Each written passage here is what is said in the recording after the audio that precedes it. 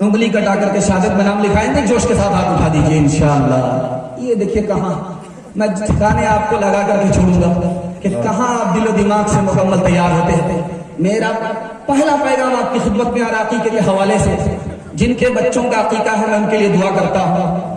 ارشد بھائی، ارشاد بھائی، عبدالقدوس بھائی، ان کے بچوں کا عقیقہ ہے، میں ان کے بچوں کے لیے دعا کرتا ہوں اللہ ان بچوں کو دنیا کی شرافت اور آخرت کی عزت سے مالا مال فرمائے، آمین۔ دھیان سے سنیے گا، ماں باپ کی کوتاہی میرا پہلا پیغام ہے، سنیے گا دھیان سے۔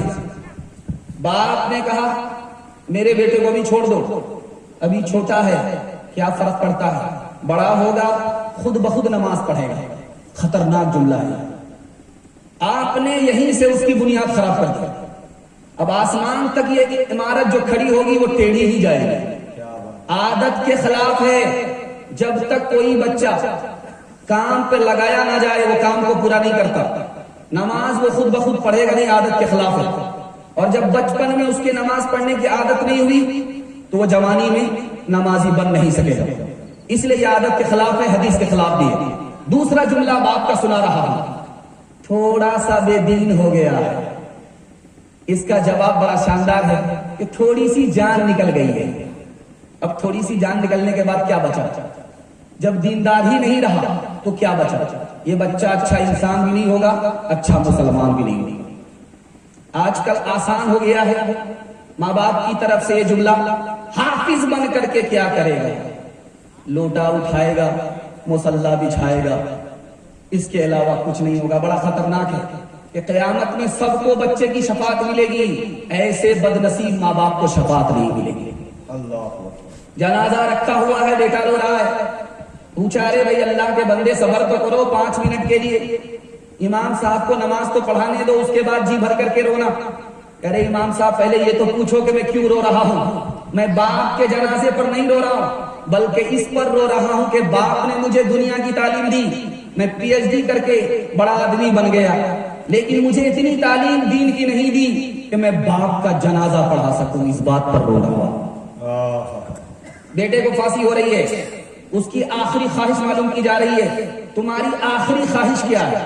کہ میری آخری خواہش یہ ہے کہ میری ماں زندہ ہے، میں کان میں اپنی ماں سے آخری بار بات کرنا چاہتا ہوں۔ ماں جیسے آئی کان سٹایا، بیٹے نے دانت سے کان کاٹ لیا۔ کتنا بڑا بد نصیب ہے، مرنے سے پہلے بھی نافرمانی کر کے جا رہا ہے۔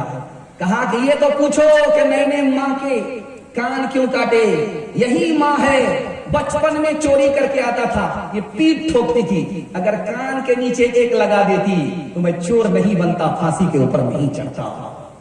تیسرا نمونہ، آخری نمونہ، حضرت عمر کی عدالت میں باپ نے کہا کہ میرا بیٹا نافرمان ہے، بیٹا کہہ رہا ہے کہ میرا باپ نافرمان ہے۔ اس عدالت میں فیصلہ کیا ہوا آپ کو سن کر کے حیرت ہوگی۔ حضرت عمر کی عدالت میں یہ فیصلہ ہوا کہ باپ بھی نافرمان ہے، بیٹا بھی نافرمان ہے، لیکن بیٹا بعد میں نافرمان ہے، پہلے باپ نافرمان ہے۔ پیدا تو کیا، اچھی تعلیم نہیں دی، پیدا تو کیا، اچھا نام نہیں رکھا۔ ایک مثال ہے، پیغام ختم کر رہا ہوں۔ بیٹا بیمار ہے، مسجد میں آ کر کے باپ دعا کر رہا ہے، میرے پروردگار میرا بیٹا اگر صحیح ہو گیا تو اونٹ صدقہ کروں گا۔ گھر لوٹ کر کے آیا کہ دیکھا کہ دعا کا اثر ہو رہا کہ نہیں، دیکھا بیٹا اٹھ کر کے بیٹھا ہوا، تو اب اللہ سے کہتا میرے پروردگار اونٹ کہاں سے لاؤں گا؟ یہ تو راجستھان میں ملتا ہے، میرے پاس تو بھینس ہے، میں بھینس دے دوں گا۔ دوسری نماز میں دیکھا کہ بیٹا اٹھ کر کے کھا رہا ہے، اب اسے یقین ہو گیا کہ میرا بیٹا ٹھیک ہو گیا، اب اس کی منت کھسک گئی، وہ کہتا ہے میرے پروردگار جو بھینس میری گم ہو گئی ہے اگر دوبارہ مل جائے تو میں صدقہ کر دوں گا۔ تو بیٹا سن رہا تھا، بولا ابا حضور آپ پھنس جاؤ گے، صدقہ کے نام پر جو بھینس چلی گئی ہے وہ دوبارہ مل جائے گی، آپ کی منت اس طرح صحیح ہوگی، آپ کو نقصان نہیں ہوگا، آپ اس طرح منت کیجئے، منت مانگیے کہ جو بھینس میری مر گئی ہے دوبارہ زندہ ہو جائے گی تو راہ خدا میں قربان کر دوں گا۔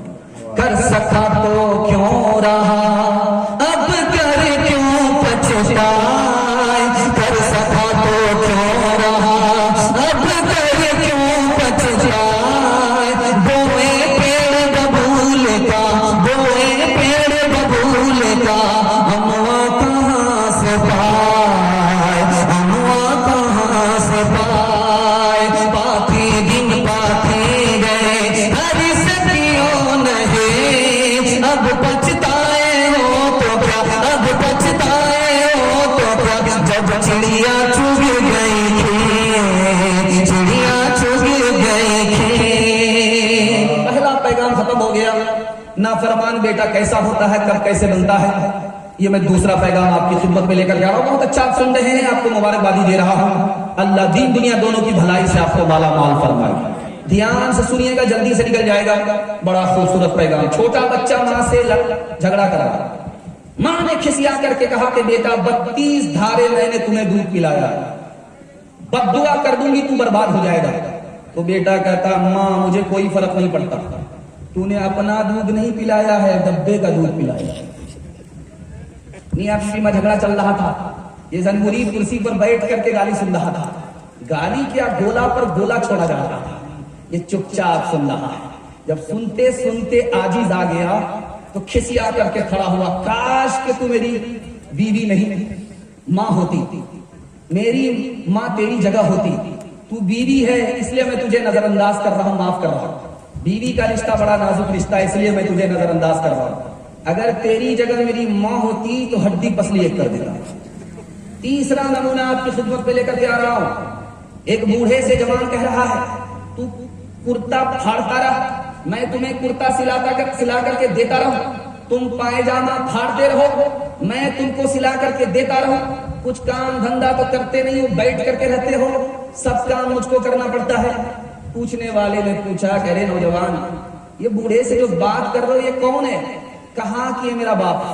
क़यामत आ गई, तुम बाप से इस तरह बात कर रहे हो जैसे नौकर से बात की जाती है। बेटा मीटिंग में बैठा हुआ है, फोन आया कि तुम्हारा बाप इंतकाल कर गया। तो कहता मैं जरूरी मीटिंग में हूं, मैं आ नहीं सकूंगा, तुम लोग कफन दफन कर दो, मैं यहां से पैसा भेज दूंगा। आखिरी नमूना सुनाने के लिए जा रहा हूं। बेटा भरी मजलिस में दोस्तों से कहता है काश के उस जगह का मुझे पता चल जाए जिस दरख्त के नीचे मेरे बाप ने दुआ मांगी, मैं पैदा हुआ, मैं उस दरख्त के नीचे जाता, बाप को बद्दुआ करता कि मेरा बाप मर जाए, ताकि जमीन मकान दुकान सबका मैं अचानक में मालिक बन जाऊं। एक मिसाल है तजर्बे की, वो मैं आपको सुनाने के लिए जा रहा हूं। आप देखेंगे कि हमारे बिस्तर से बिच्छू निकलता, उसने हमें काटा नहीं, फिर भी उसको जूते से मारा जाता। बिच्छू निकला, उसको बच्चा भी जूते से मारता है, चप्पल से मारता है। किसी आरिफ ने बड़ी नुक्ते की बात, राज की बात कही है, वो मैं आपको सुना रहा हूं।